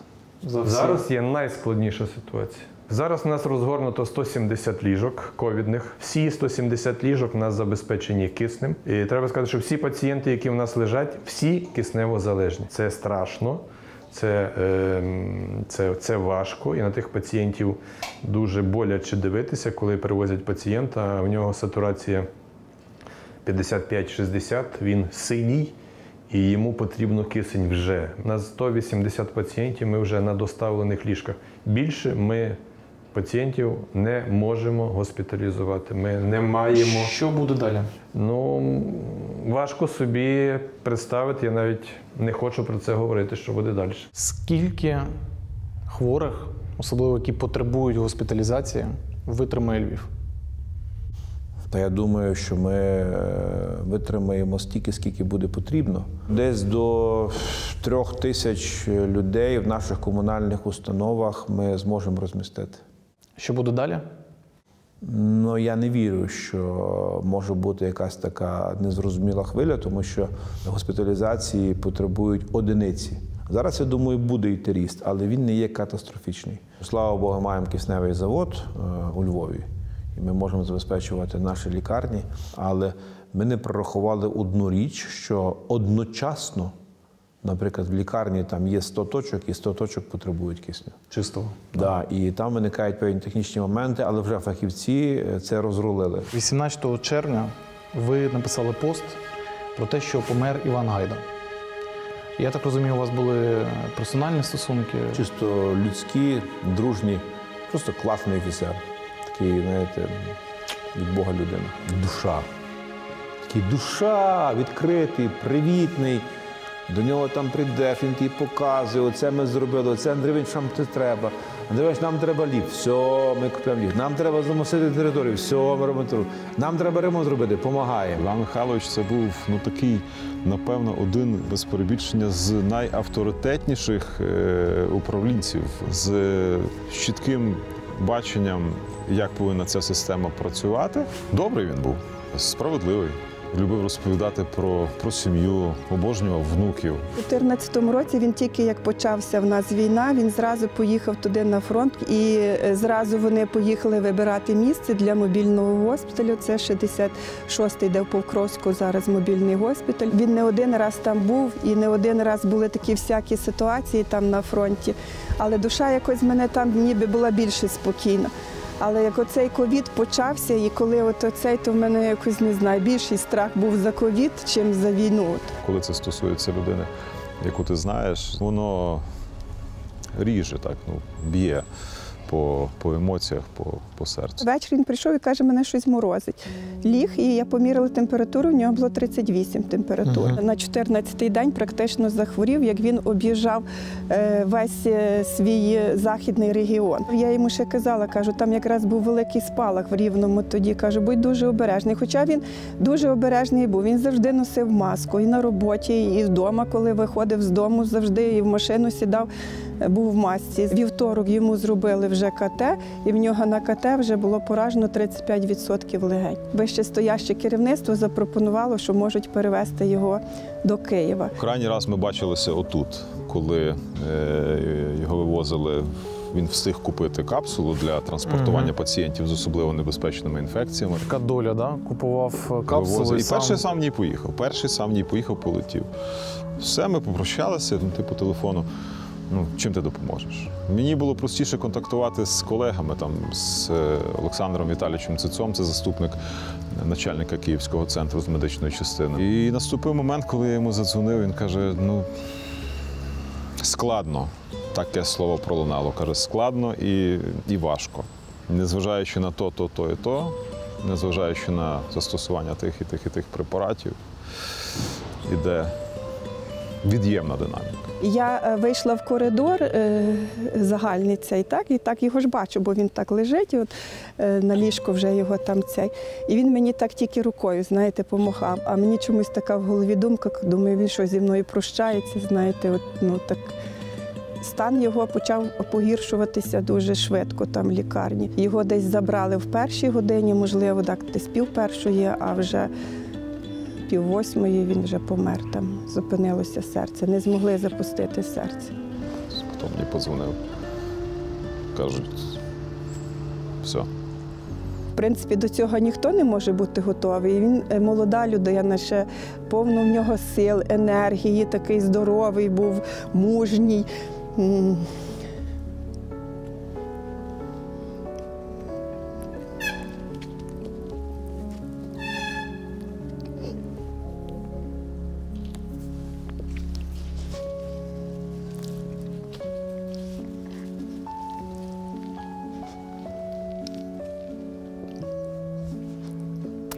Досить багато планів було. В госпіталі він ще хотів запустити цей хірургічний комплекс, там дуже великий, такий погоджував вже. Він і Верховну Раду навіть їздив оцей, щоб домовитися за це будівництво. Дуже така проста аксіома у всіх з'явилася в голові, що незважаючи на посаду, незважаючи на можливості, незважаючи на залучення сил і засобів, на жаль, ця хвороба не вибирає. Про Олега, про брата. Знаєте, в лікарні, коли мені сказали, вже Іван Михайлович помер, що Олег хворий, і я собі так думаю, Господі, точно він виздоровіє. Ну не може так, щоб, знаєте, два брати, настільки вони один другого любили, ну, що один і, дивіться, за 2 тижні, за 12 днів і пішов і другий теж. І мені навіть деякі люди казали, що може це хтось, якась бабка поворожила чи якесь прокляття, тому що, ну так, батько не спілкувався з дядьком останні 9 місяців, вони не бачились. І в той же день, коли помер дядько, у батька вже з'явилися чіткі симптоми, які характерні для коронавірусної хвороби. І він розумів серйозність, навіть, мені здається, більше, ніж будь-хто інший, і навіть більше, ніж треба. Тому що він, де б він не був, він завжди носив з собою декілька масок. Інколи навіть 2 маски вдягав, що я навіть з нього сміявся. Кажу, на що ти 2 маски вдягаєш? Я зараз їжджу на батьковій машині. Коли я її після батькової смерті забрав, то в багажнику я знайшов маленьку каністру антисептика, з якої він наливав в маленькі тюбики, такі маленькі баночки, щоб постійно носити з собою. Я з ним нормально і не попрощався, по суті. Останній раз я з ним не заходив вже? Я не заходив. Я не заходив.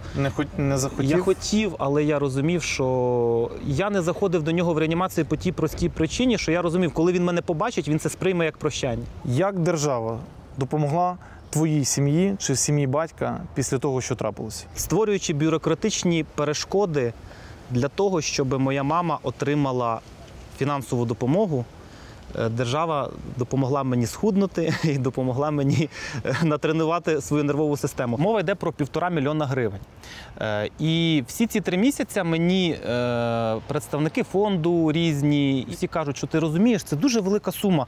Тут от така воно до бюрократія, і оце таке, тобі треба пережити оце все. 1,5 мільйона гривень – це велика сума за життя лікаря, який 30 років пропрацював, якого знає все місто. Це без перебільшення, всі його знають. То він такий був ідейний лікар. Ну, він в 3-му поколінні, я в 4-му. Надіюсь, 5-го не буде. І лікарів маю на увазі. І вони ще й вважають, що це забагато. Ну, такий підтекст я розумію. Можливо, я параноїк, але в мене помер батько. І коли мені таке говорять, знаєте, я трошки, можливо, по-іншому на це все дивлюся. І на це і стоїть ставка держави. Тобто вони роблять 7 кругів пекла для того, щоб людина в якийсь із моментів махнула рукою і сказала все. І всі лікарі, які про це знають, по-перше, вони в шоці, по-друге, це є 100% якби візитна карточка нашої держави по відношенню до лікарів. Тобто, от як нас люблять. От оці бікборди, які раніше по всій Україні можна було бачити із словами «дякую». Не знаю, кому вони дякували. Сьогодні рівно 4 місяці, світла пам'ять, так як Іван Михайлович помер. Похоронили. Так.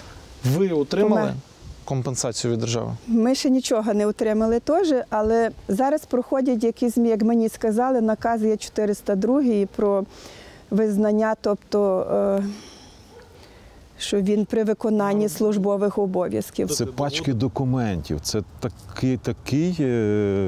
така бюрократична машина. Ну, що це, знаєш, людина нормальна в кінцевому результаті скаже, та пішли ви, вибачте за слово. На це й розраховано. Сім'я Івана Гайда досі не отримала виплату за те, що він загинув фактично при виконанні своїх службових обов'язків. Ви коли чуєте про це, вас це не дратує? Бісить. Тому що є речі, які треба робити негайно. То, що залежить від мене, я це роблю. От по Гайді я після нашої з вами розмови зателефоную її голові обласної адміністрації, і переговорю з відповідним керівником Міністерства оборони, який відповідає за це напрямку. Це військовий госпіталь, так? Да, там є свої процедури, це треба було зробити і забути. Ми навіть в службовій квартирі зараз живемо. Тобто житла не було? Це в цьому домі? Станом на кінець листопада в Україні захворіло на корону близько 34 тисяч медиків. 309 з них загинули. І лише 35 сімей отримали обіцяну державну компенсацію. Така наша країна. Ми вимагаємо від лікарів повної самовіддачі, але не гарантуємо, що їхні сім'ї будуть захищені. Люди втомилися від ковіду, люди перестали носити засоби індивідуального захисту, люди перестали дотримуватися соціальної дистанції. У нас були такі випадки, що раз з одного з районів зросло величезна кількість пацієнтів. Що таке? Дзвоню в той район. Та в нас тиждень-два тижні тому було 3 величезні весілля в районі по 300 людей. Вплоть до того, що привозили цілими сім'ями. По 7 чоловік, всі важкі, з одної родини, тому що вони відгуляли весілля, дуже добре відгуляли. Бо на тому весіллі виявилося, що один з музикантів знав про свій ковідний статус. Знав про свій ковідний статус. Але так як він вже взяв завдаток, він мусив на тому весіллі відіграти. Йому це все пройшло легко, але він був носієм, і він половину весілля заразив. Ми зараз теж в червоній зоні, але це вже терапевтичне відділення, де просто люди лікуються, але не в реанімації. Палатки, ви не маєте права тут гуляти. Добрий день. Добрий день. Це так от люди роблять, так? Не слухаються вас. Що, ви не знімаєте? Ну. А я не вас не слухала? Ні, це спокійно.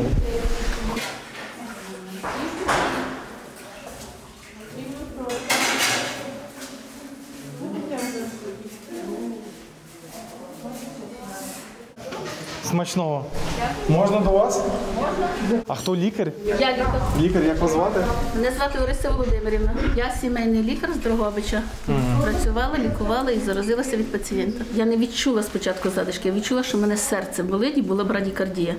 47-43 удари в серце. А тоді вже зробила аналізи, і зробила КТ, і було 50% ураження легень. Ковід – це серйозно? Дуже серйозно. Це є наслідки, які ми потім будемо знати. Наслідки енцефалопатій, наслідки пневмофіброзів, наслідки тромбозів тонкого кишківника, наслідки підшлункової або цукрові діабети. А де зараз ваші пацієнти? З ким вони? З другими лікарями. Угу. Тобто навантаження на них збільшилося? На них збільшилося, але дівчата, що я? На телефоні. На телефоні я консультувала, назначення давала, поки я в лікарні, я вже 5 вилікувала ковідних в Дрогобичі. Серйозно? Так. Ага. Можу дати вам зараз навіть телефон. Ну, слава Богу. Дай Боже. Ні, віримо. Тут бачите, що є і пацієнти, і люди, і медсестри. Все переміщено, але тут відчуваєш справжнє життя, коли відкриваєш двері і поспілкуєшся з людьми. А що ви таке смачне несете? Тут прекрасно готують. Гороховий суп? Гороховий суп. Ну попробуйте, який він смачний. Я б попробував задоволення. Це мій, до речі, улюблений. Я люблю дуже. Я перший раз в лікарні, була тільки 3 рази в роддомі, але я ніколи не думала, що так можна з нічого щось приготувати. Ми забезпечуємо кожного пацієнта, який в нас лежить з ковідною пневмонією, на 20% ми даємо медикаментів. 80% пацієнт докуповує. Вартість медикаментозного дня лікування ковідної пневмонії становить від 2 до 2,5 тисяч гривень. В реанімації це в межах 5-6 тисяч гривень. В день? В день. Що відбувається, коли людина не може собі дозволити? Не ви перші, коли таке питання, мені більшість журналістів таке питання задає. У нас не було таких пацієнтів, які не можуть. Вони знаходять кошти. Це людське життя. Це родичі, це друзі, це шукають, це знаходять. Вчора міністр охорони здоров'я Степанов дав інтерв'ю Яніні Соколові. 13 тисяч на... Від 13 до 45 тисяч гривень на лікування одного хворого передбачено в нас в тарифі, який був затверджений і по якому ми перераховуємо кошти на лікарням, які лікують від ковіду. Тобто, якщо людина захворіла на ковід, їй кажуть, купи там, не знаю, Сумамед і купа різних препаратів. Сумамед точно передбачено. Тобто вона має сказати, даруйте, але державою передбачено. Вона зобов'язана так сказати. Можуть ссилатися на міністра охорони здоров'я. Виріште собі, збережіть телефонні цей момент і будете показувати по всіх лікарнях. Я просто розумію, що для вас це проблема, тому що завтра глядач, пацієнт, подивиться це інтерв'ю, прийде до вас і скаже, я не буду купувати ці ліки. Розумієте? А у вас немає цих ліків. От я просто навіть не уявляю з точки зору головного лікаря, от що робити в цій ситуації? Знаєте, я звик віддавна говорити правду, так як воно є. Часто колись страждав від цього. Але, знаєте, вже в такому віці, що я вже перестав чогось боятися. І тому це є прохання моїх лікарів, моїх медиків, які працюють з ковідом. Тому що, ви знаєте, коли наверху говорять про те, що там все є, йдіть, якщо щось, то пишіть зразу скарги і у вас все появиться, нічого не появиться. І друге, це не я повинен говорити пацієнту, це мої лікарі повинні говорити пацієнту. І коли вони говорять пацієнту, а я мовчу, це якось, напевно, неправильно. Тому я на себе взяв сміливість це озвучити. Від суми 6 мільйонів, яких у нас підписана угода, ми отримали за липень місяць 3 мільйони 200. Така ситуація в багатьох лікарнях, в тому числі і у Львові. Мої колеги мені дзвонять, кажуть, ти добре сказав, ти правильно сказав. А я їм задаю питання, а чого ви мовчите? Та не мовчіть. Не мовчіть, говоріть, тому що виходить, що говорю я один. Коли чуєте, що кажуть, що все покриває держава, що ви відчуваєте? Полегшення внутрішнє. Покращення? А чим покриває?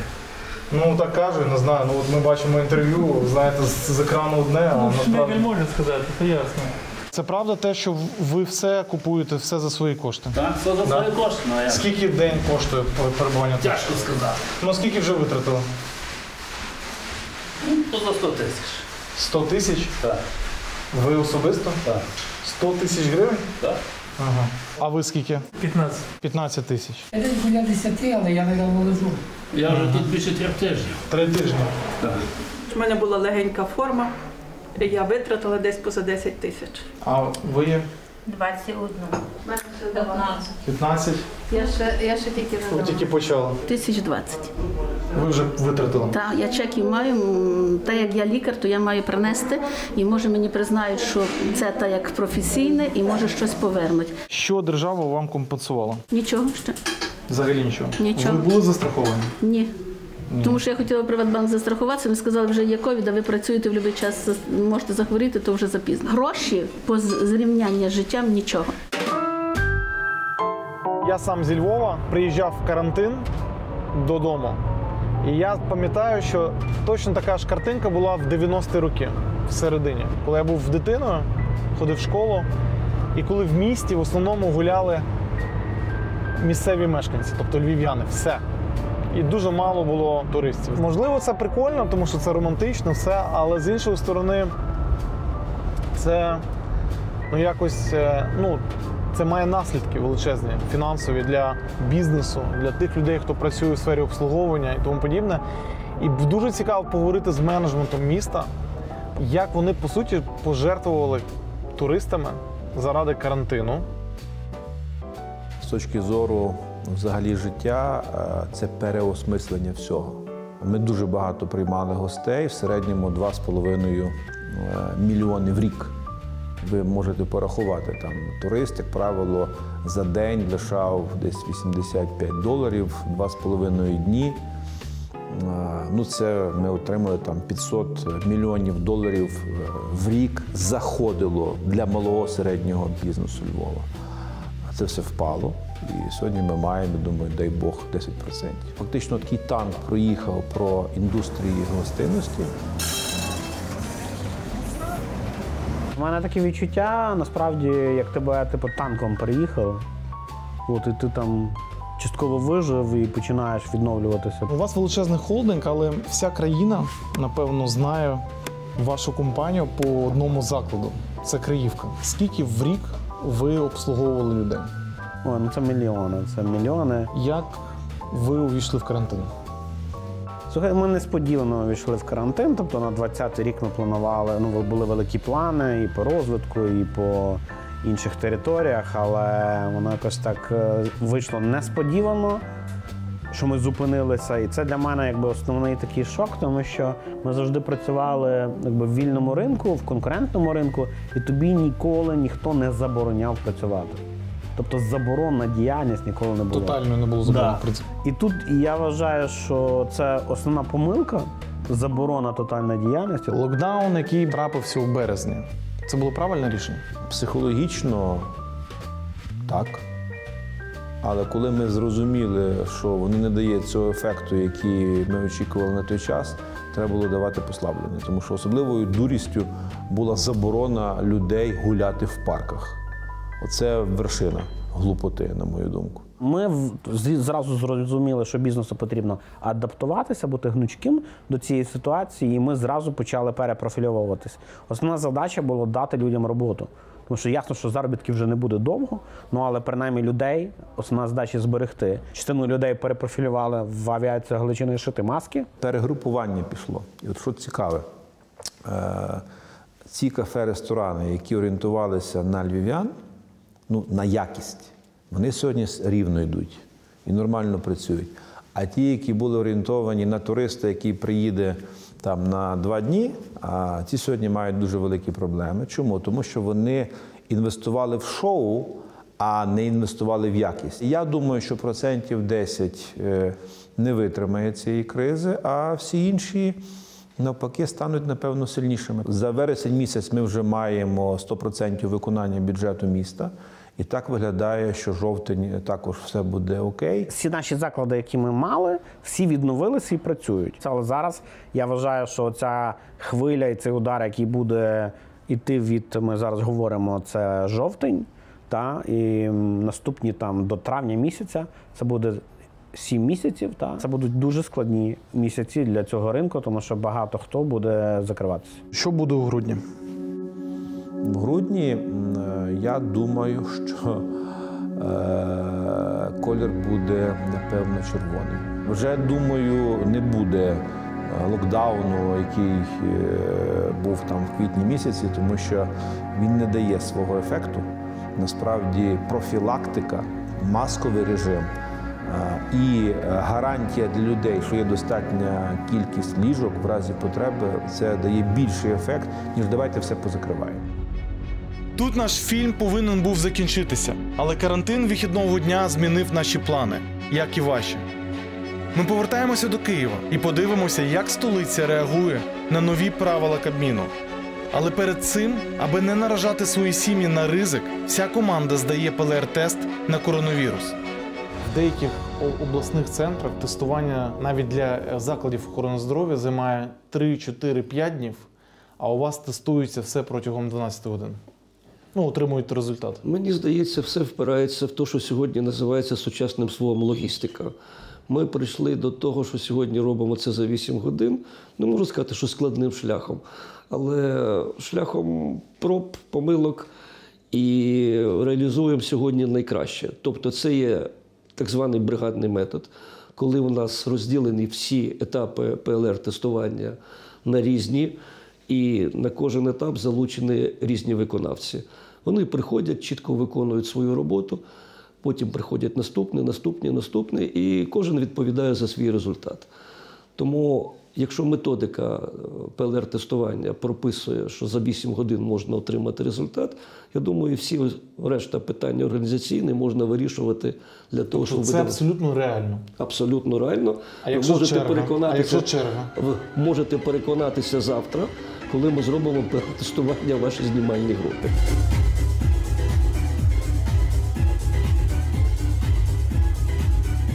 Ты 4 года начал делать свое. Да. Что именно? Это концерты и вечеринки на 100, 200, 300 человек. Под брендом ШШЦ? Да. Что это означает? Это про экспериментальную танцевальную музыку, электронную, про авангардную музыку. А название – это загадка. Сколько было концертов в прошлом году? Ну, концертов, тусов. С десяток. В этом году было только 2 мероприятия, сейчас ты думаешь по 3. Правильно я почитал? Да. Тебя это злит? Нет, меня это не злит. Честно говоря, я больше акцентирую на позитивных сторонах свое внимание. То, как люди развиваются, так как при Майдане было. Все остановилось в плане культуры. Все начали творить дома. Перестройка, началась перезагрузка. Многие люди начали коммуницировать друг с другом. Это какие-то бывшие даже конкуренты. Люди сейчас оглядываются, что им делать, с кем это делать. Может как-то объединяться, может как-то вместе что-то. Ты веришь в ковид? Ну что значит, как веришь или не веришь? В его серьезность. Но это же не религия. Также я верю в туберкулез.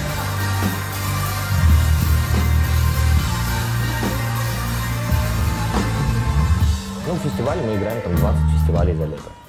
В этом году ни одного. У нас был самый короткий тур в истории группы.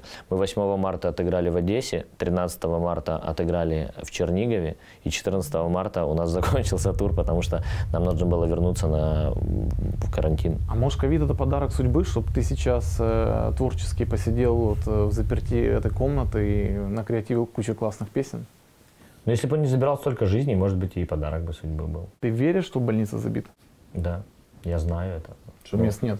Я знаю. Моя мама хотела протестироваться, сделать КТ, хотя бы, чтобы как-то на расстоянии мы договаривались. Это невозможно. Но мне, короче, не похуй. Это важно понимать. То есть, что то, что происходит, это же не просто выдуманная какая-то штука. Я переболел ковидом, я знаю, что это такое. Если раньше в декабре мы проводили 35-40 событий, то сейчас это, так чтобы тебе не соврать, 5. Еще несколько месяцев впереди. Что-то появится. Да, появится, возможно, полный локдаун. Я не знаю, о чем думают некоторые люди, которые молодые, да, и которым там море по колено. Но я когда думаю по поводу того, что эта вещь может коснуться моих родителей, но я вот очень не хочу, чтобы... Становится грустно. Да, и ты понимаешь, что ты можешь их заразить своими дурными действиями. Поэтому мне кажется, что люди все-таки должны включать мозг и голову.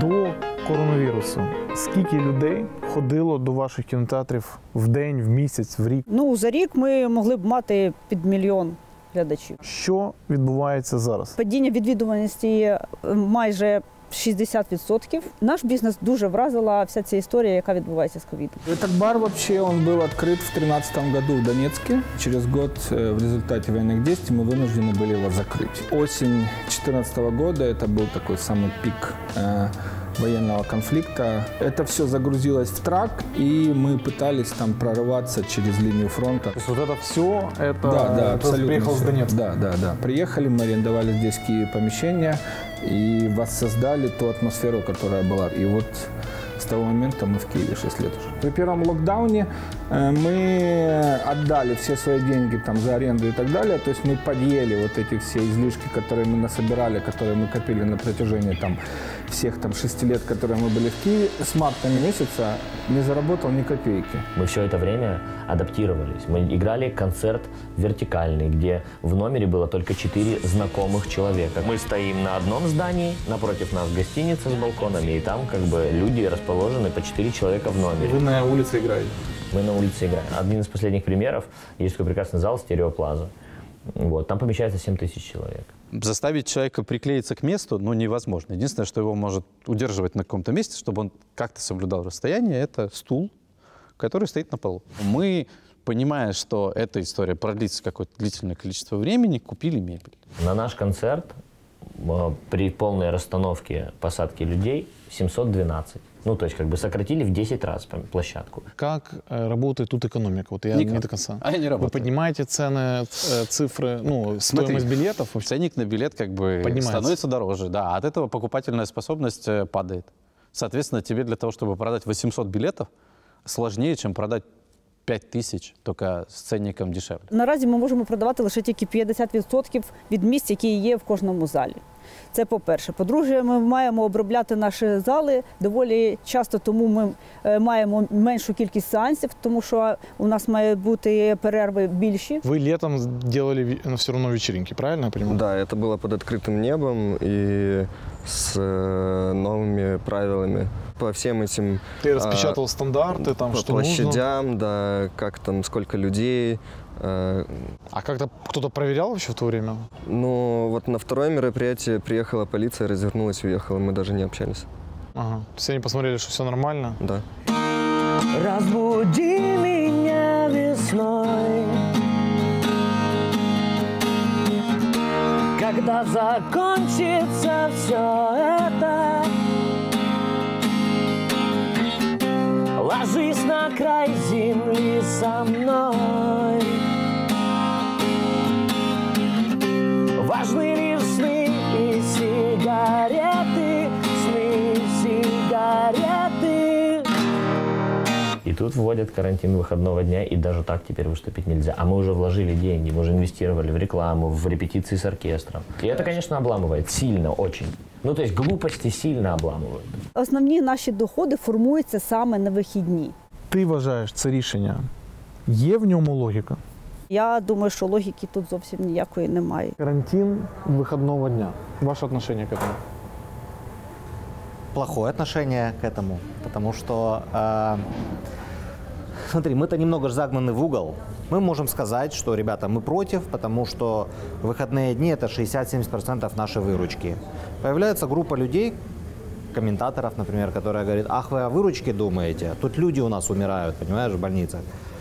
Мы можем сказать контраргумент: так, ребята, ну мы сейчас говорим про карантин выходного дня, то есть о выборочной мере, когда полные маршрутные такси, полные метрополитены, полные магазины, нет никакой там социальной дистанции, а закрывается почему-то только ресторанный бизнес или кинотеатры, где, в принципе, без карантина и так соблюдаются все нормы. Мы же работаем с продуктом, мы всегда работаем в перчатках, мы всегда моем, мы всегда... Тут вопрос же дистанции больше. Тут сейчас... Конечно, мы можем это контролировать. То есть мы поставили 50 стульев, значит 50 человек. А в магазине ты не контролируешь.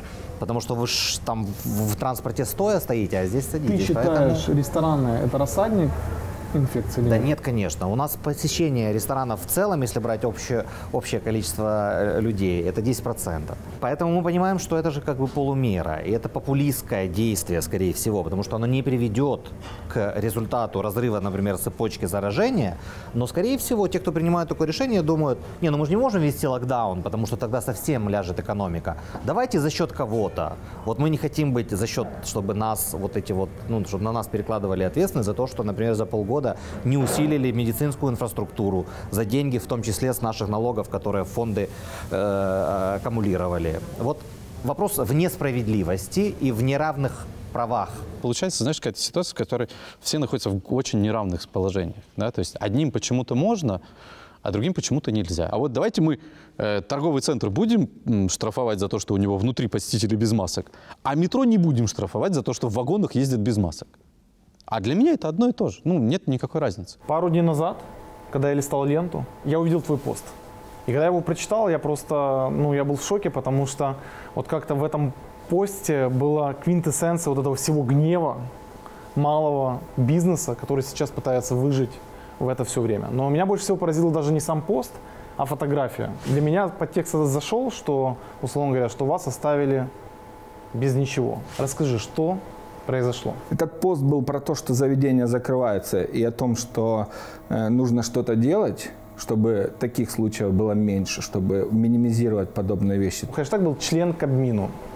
То есть он как бы очень классно с украинского, он двоякий, то есть как бы это член кабинета министров и член кабинету министров. И ты, конечно же, имел в виду второе. Вот скажи, почему такой хэштег? Вот этот подтекст, он вышел уже из поста и из фотографии. Диалог с государством. Где точка диалога?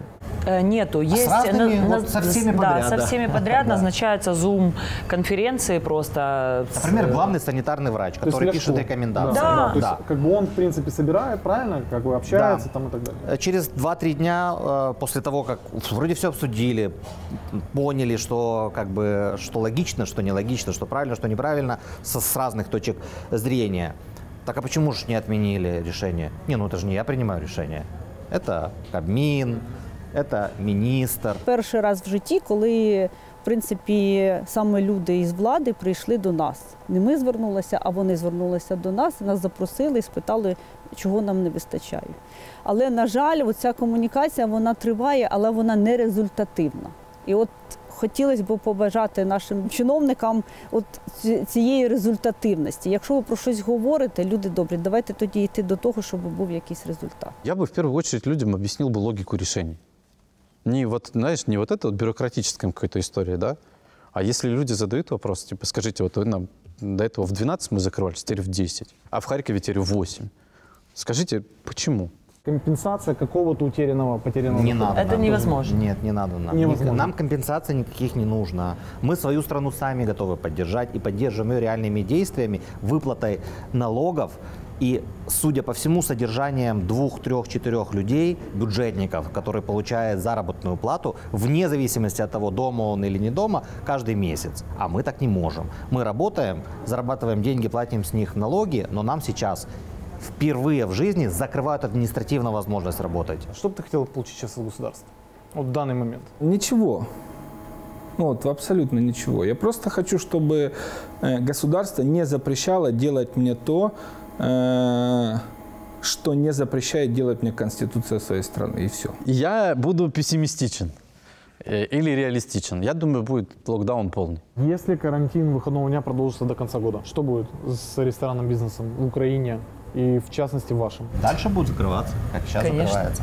Мы говорим глобально про сервисный бизнес, про развлечения, про ивенты. Мы говорим про салоны красоты, которые точно так же не работают на выходных, когда и так там 5 человек, и так там все построено на санитарных нормах. То есть это вообще бездумные решения и безответственные. Если будет полный локдаун, или карантин выходного дня продолжится до конца года, как планируется, ну или писалось, что да, ты уверен, что продолжится. Вот, если это будет происходить, что будет с индустрией?